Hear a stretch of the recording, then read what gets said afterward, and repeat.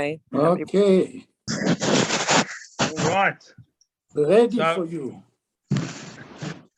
Chapter 129, right? It's the code, abbreviated code of Jewish law, Kitzur Shulchan Aruch.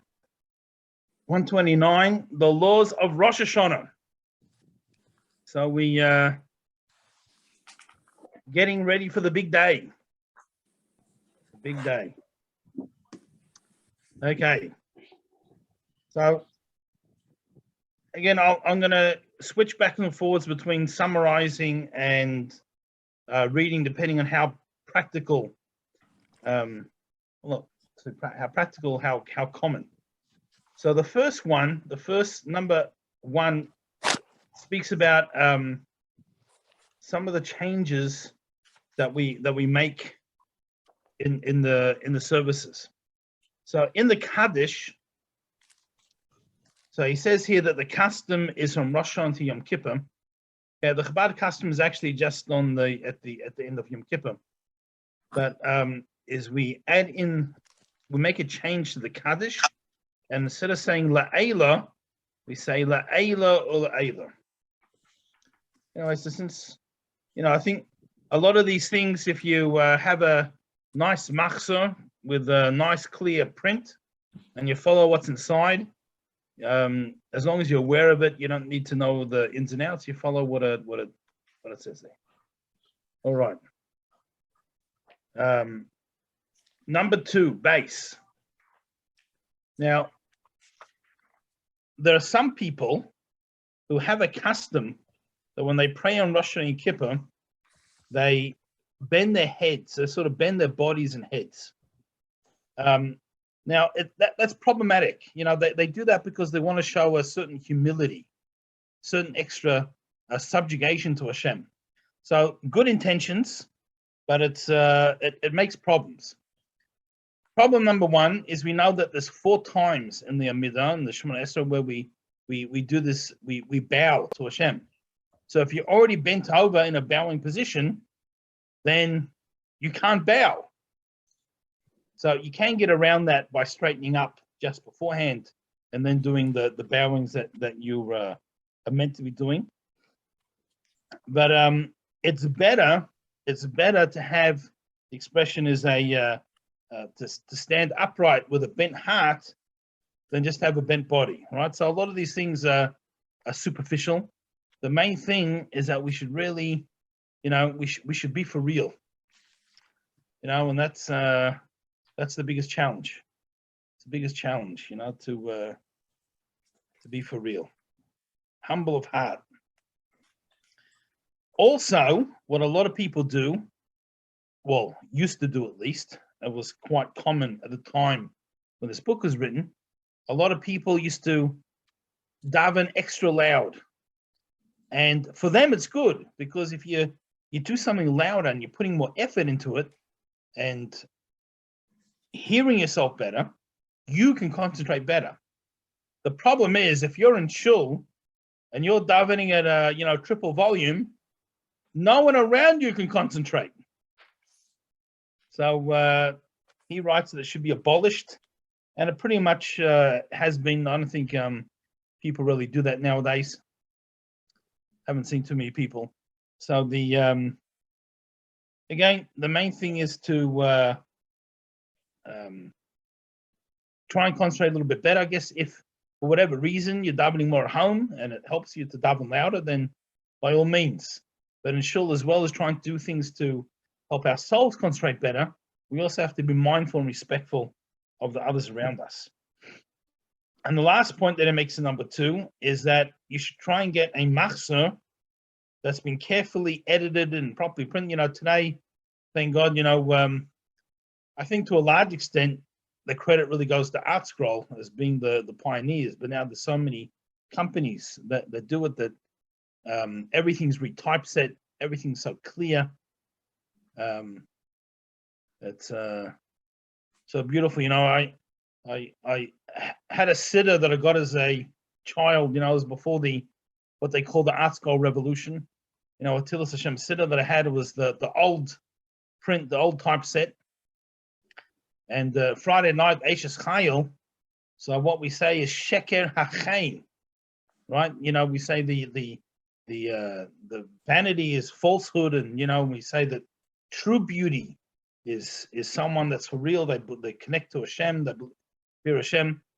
And in this siddur that I had, although I'm sure they printed sheker hachain, but the old prints weren't very clear, and it said, at least it looked like it said, sheker hahain with two hays instead of hain and ches. And as a say a high school student that perhaps wasn't always thinking about necessarily the meaning of the words, or perhaps didn't know the meaning of all the words, and that's what it said. So that's what I said. I was always making this mistake. One time, not long after I was married, Rabbi Eli Smith, right? So Rabbi Smith's brother came, although he wasn't rabbi then yet, he came and for us a Shabbos meal. It was with us. He stayed with us for a few weeks. I guess he heard me the first week, and then the next Friday night, as we're singing Ashes Chayil, he's going sheker right? And anyway, I got the picture.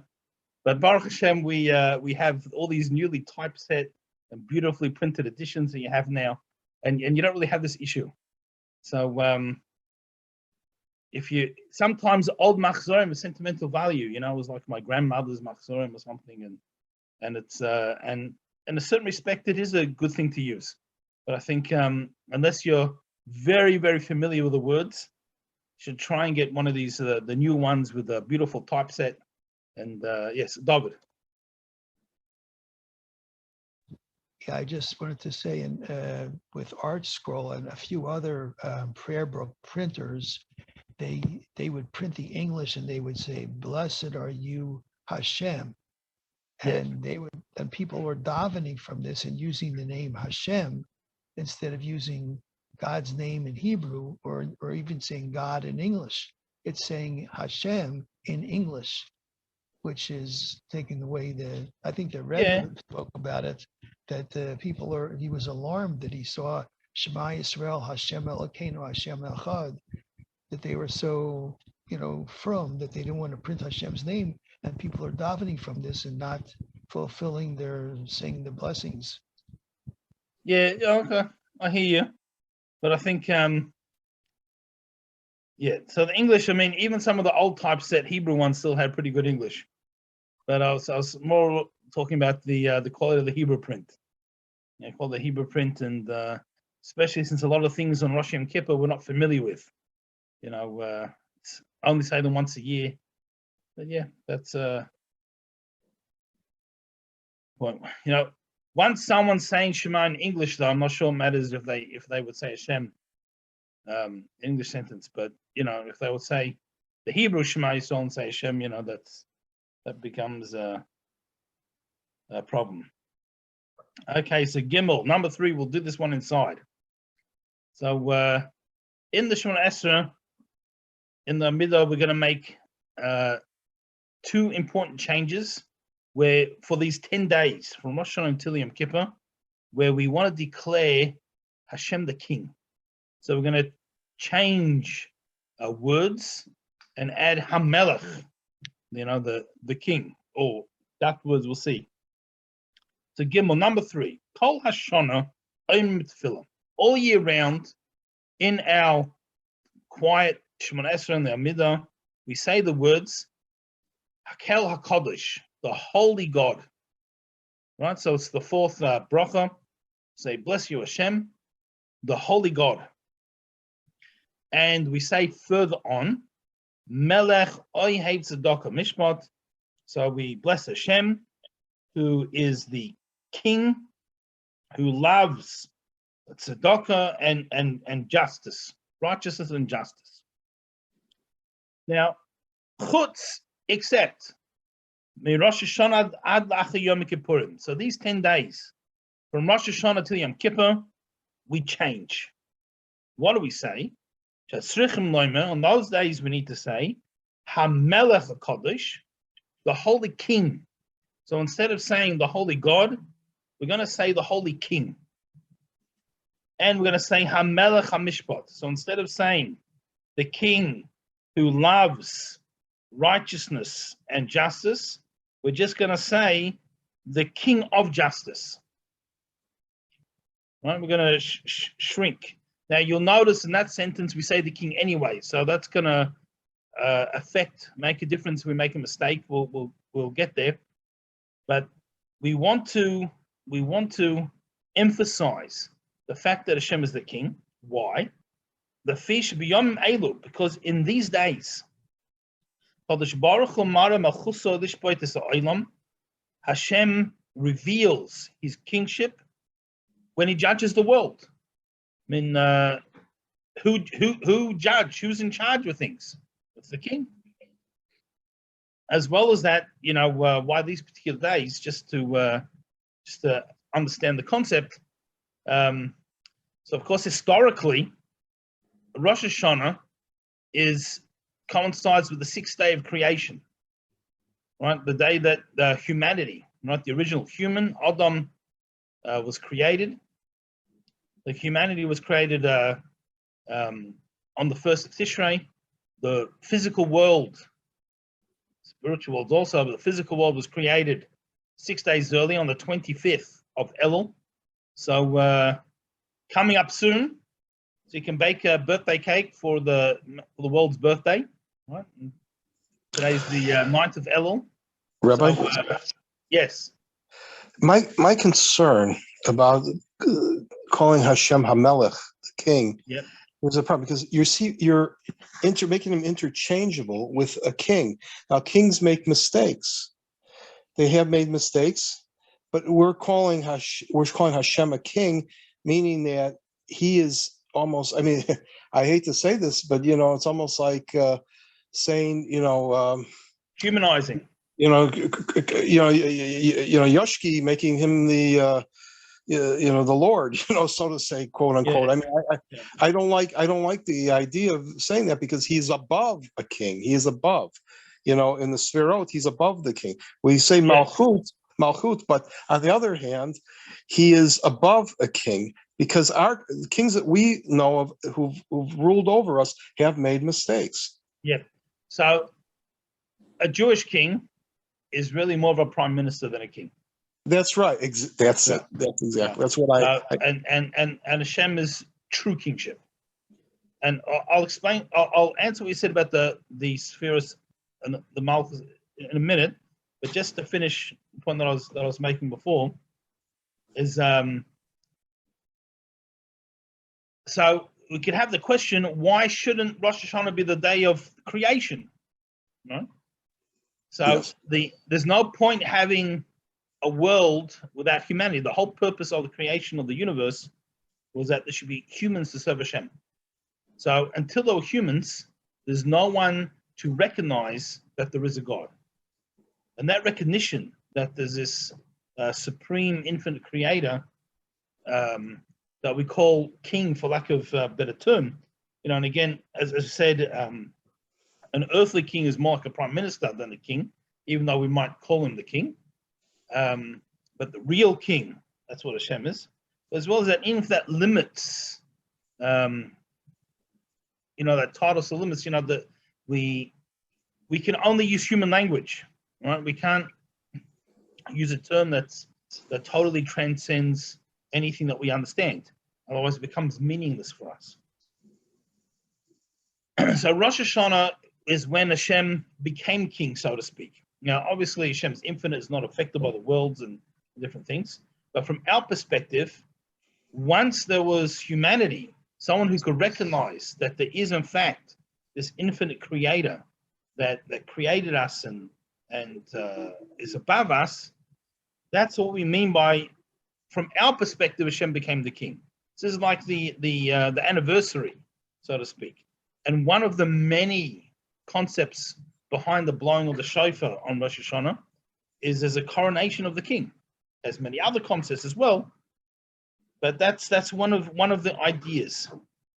And we focus on this attribute of kingship because when we say judged, again, like we said yesterday, only someone who loves you asks you what you're doing.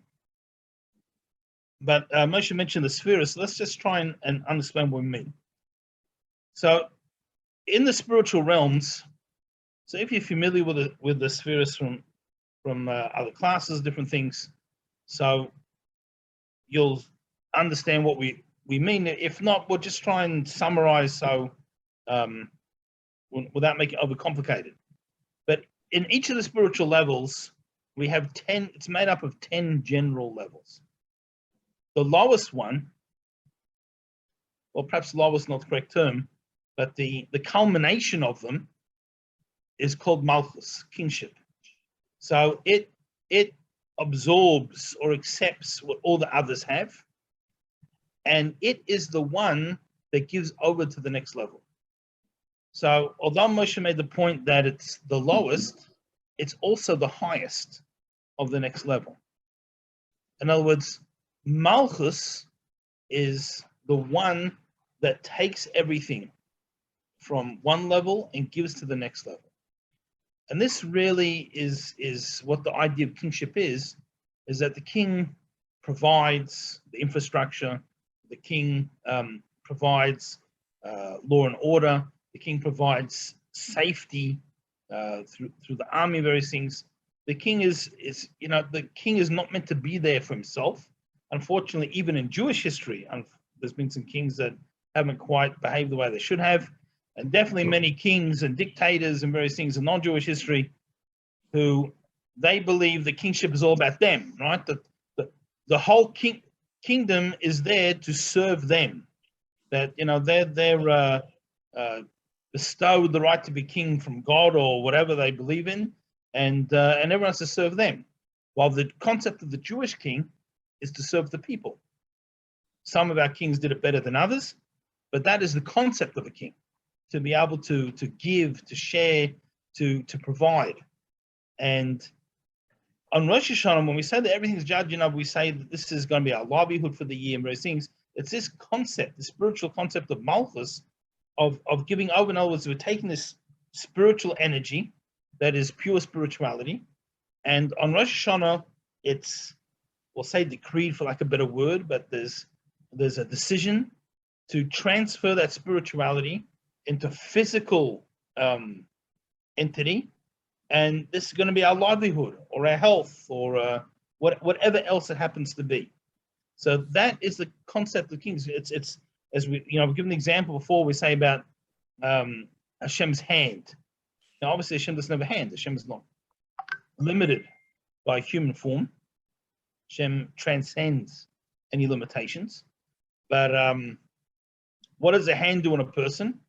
I take something I've got and I give it to you. So when we say that Hashem makes some spiritual energy or something flow into the world to become something physical, we say, so to speak, Hashem was given by Hashem's hand. Now, it's just a figure of speech to help us understand. So the same thing, we're not saying king to limit Hashem's infinite power, but just as a king at least should, unfortunately every king did, but every king should be the one that provides the currency, the livelihood, all the various things to the kingdom.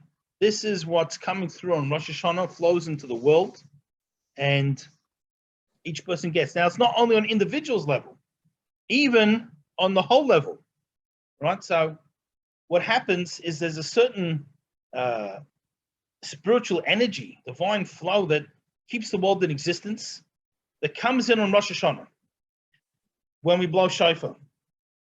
That's when it comes into the world. And that energy is what sustains the world for the entire year, keeps it in existence. And well, that's the source of the flow of constant energy that keeps the world in existence. And that disappears at the last moment of the year, goes back to its source.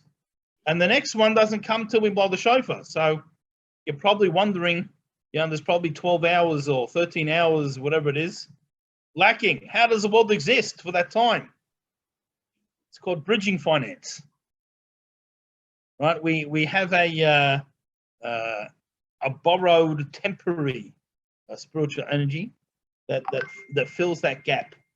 So that's the That's what happens. And so this energy that comes into the world, both for us as individuals, for the world as a whole, for nations, that's this idea of king.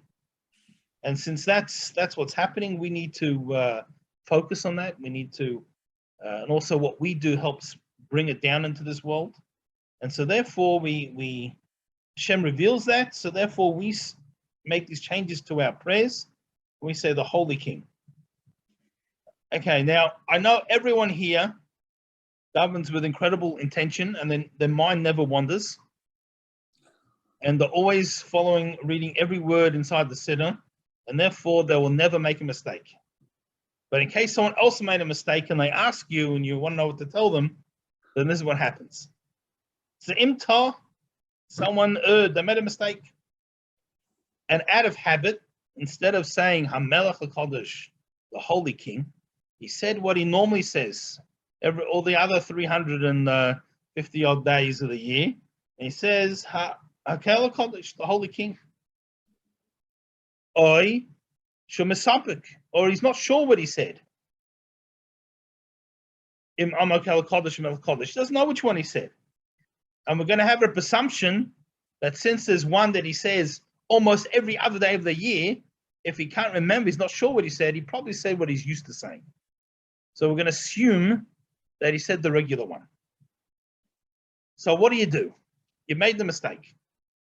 If you remember pretty much immediately, the time that it takes to make a statement, and that statement is Shalom Alecha Rebbe. No, greetings, my teacher. So no, Shalom Alecha Rebbe, what's that, about 2 seconds? I don't know, 1/2, whatever it happens to be. If you remember within that time, then Ayma Hamelech Kodesh, you just correct yourself, you say the correct one, and that's no problem. And you don't need to go back to the beginning. And the same as by the other one, if you remember straight away, you correct it, no problem. Now, however, if you didn't remember in time, you remembered 10 seconds later, then if a person forgot to say a Melech HaKadosh, the Holy King, he has to go back to the beginning, start Shemona Esrei again, the middle again, even if it's only a doubt. So there's no second chances. Either fix it immediately or that's it. You got to go back. It's so important during these days to emphasize the kingship of Hashem that he needs to repeat. That's only the first one. And why back to the beginning of everything? Why not just back to that bracha?